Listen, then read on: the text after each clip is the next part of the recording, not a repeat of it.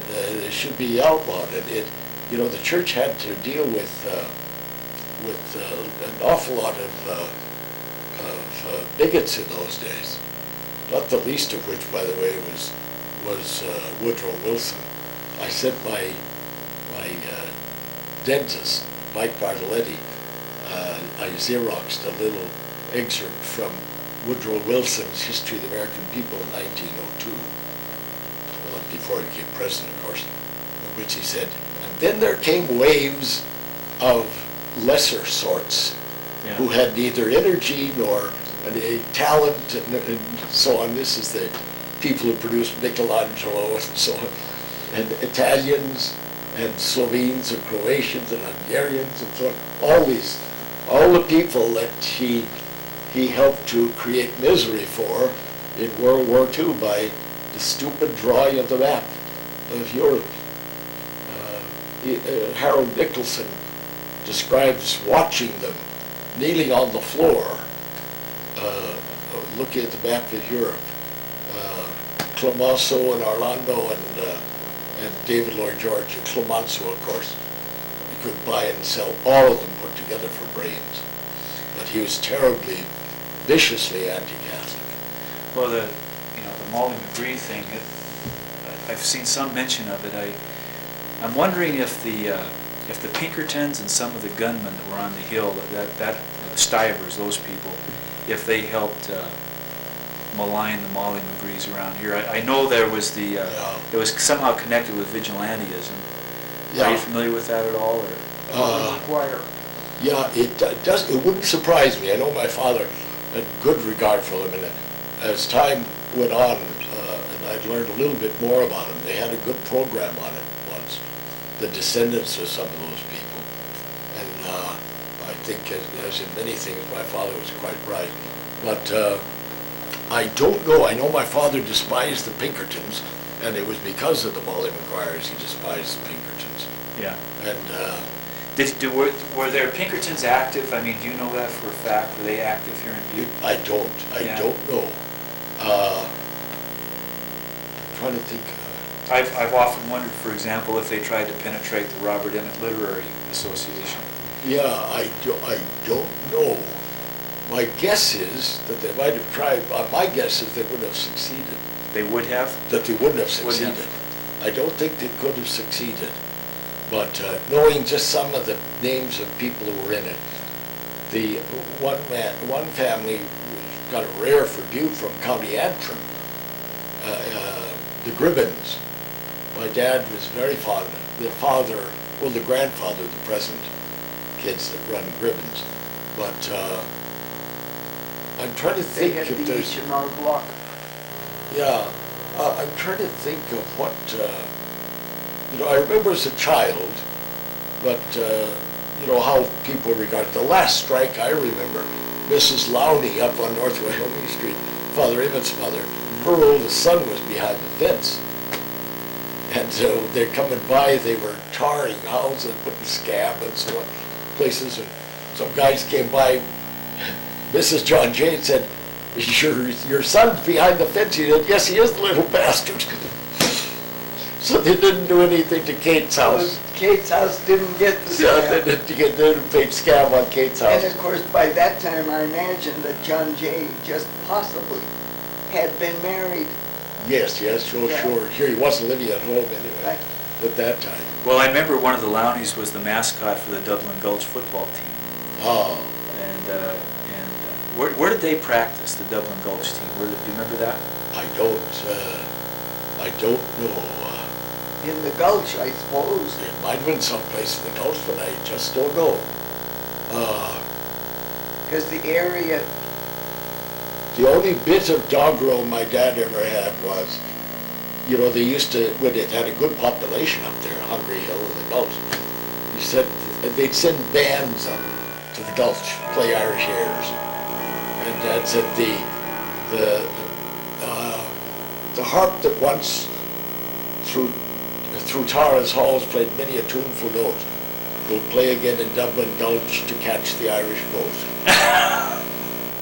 But I wish I knew more about that I do know, there's 1,000 things I love my father for, but I know Jack McCoy, the father of Father John McCoy, he was close to retirement. He's a shift boss. He should have just said, I'm going to retire the last strike. But, to people, just not talk to him coming out of church. And I know my father was very strong for the unions. He always went out of his way to speak to him. He didn't like to see any of that bitterness between people, even though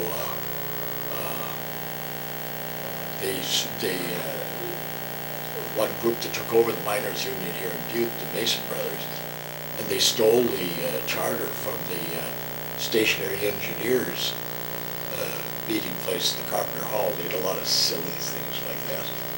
But I know my dad regarded a number of the men in the unions, one in particular as pretty much a company stool pigeon. And they used to refer to Conlowny, the barber.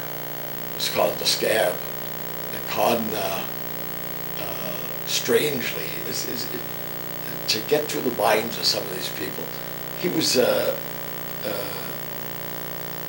great admirer of the reddest of the socialists. And at the same time, he was pretty much a stool pigeon for the company. It's an odd thing. Yeah. That he was at one time, the same time, something much, certainly a Bolshevik that my dad never was. But Well, what did your dad do after 1920? What was he do for a living? He worked for the sisters at the hospital St. James. as their stationary engineer, And then he worked in the schools. But he determined to stay in Butte, even though Chauncey Berrien said, you won't work in Butte anymore. And when Chauncey Berrien died back in New York, Charlie Gallagher in Butte, he used to call Dad. Charlie had three grocery stores, called it Whizway Charlie. And he sold them all, and he was about 50, I think, when he retired. But And whenever his any idea notable... was that it would be the wise way. Mhm. But the people whiz-wayed it so fast that he had no chance to say that it was the wise way. That was his Yeah. idea. Yeah. But Charlie, whenever any enemy of Ireland died, he'd call my dad. That might happen once a year or so. I remember he called when Bonar Law died. They didn't live long enough to celebrate the death of Churchill. But Charlie would call up and say, we'll have to wait. My dad always said of it, because Charlie was well-to-do enough to subscribe to the New York Times. My father would always say, Charlie is very well posted. You told him what Dad said to Chauncey? And I did, that he'd be raising his family in Butte when he was roasting in hell. That's good. Leaned on the desk in front of him, and Chauncey Berrien was a little fella. Uh-huh. And Dad was just a fraction over 6 feet. But he leaned on the desk in front of him and told him. And that's when Charlie Gallagher and Paddy Gannon both called and said, you did it, Sean, you did it. Your dad's name was Sean? Yeah, to outlive Chauncey. What do you think some of the, you've thought about this a lot, I know, but if there was a lesson that people shouldn't forget about Butte, that was learned the hard way here in Butte, 5 generations from now, what do you think that would be the big lessons? Of what people learn. What was learned in this experience on the side of this hill? Yeah. Well, I would say this much, whatever it is, will be at least in 2 forms, as most history becomes. Either caricature or a thoughtful remembrance. There is something to, the only way we can handle our human condition is through simplifying things that are complicated. But Alfred North Whitehead once said, the only way we can achieve truths is on the far side of complexity. That in other words, there are not some things are very profound, and they're very simple actually, but they have to be achieved by going through something that's more complicated. And what usually happens, like what we were talking about with the American Indians and so on, what usually happens is things are caricature. You know, it could be good or bad caricature. It could be a caricature that helps to illuminate history and real experiences, or it could be a caricature that simply diverts you from knowing the real truth of what happened. So to be able to see what is the effect of certain things, I think the principle from naturally you have to take some particular position as a point of view to measure everything by, and measuring it by the faith.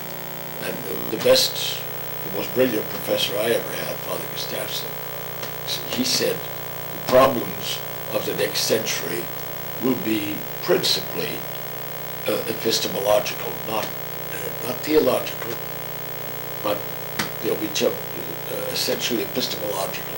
And I think he's very true in that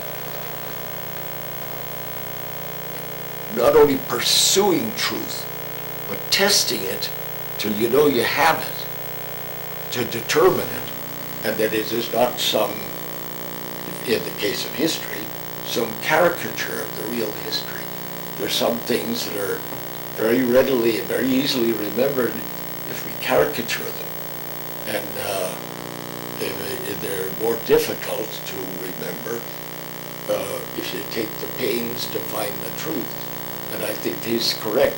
Today, for example, one of the popular things is to deify in the name of diversity, to say in effect, whatever you believe, there's no absolute truth.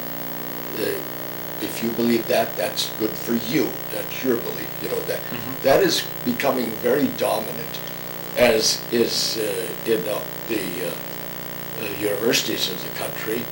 A very strong pitch to the left, and not a thoughtful left position, but sometimes even a lunatic left.